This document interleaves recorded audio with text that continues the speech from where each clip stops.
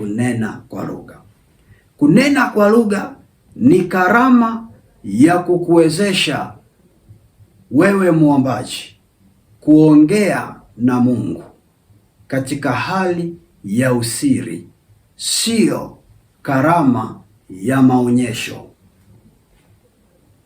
Nasema hivi, kunena kwa lugha ni karama ya kukuwezesha wewe muombaji kuongea na Mungu katika namna ya usiri, sio karama ya maonyesho, sio karama ya maigizo. Kunena kwa lugha ni kipawa, ni zawadi anayoweza akapewa Mkristo yoyote yule. Mungu anaweza akampa hichi kipawa cha kunena kwa lugha.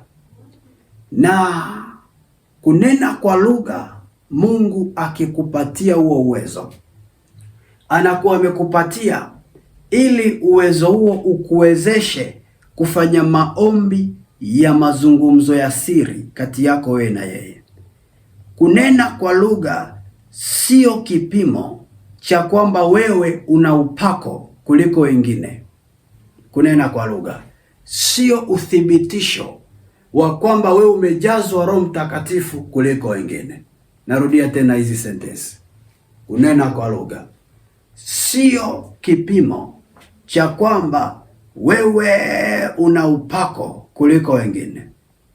Kunena kwa lugha sio uthibitisho wa kwamba wewe umesimama zaidi kiroho kuliko wengine.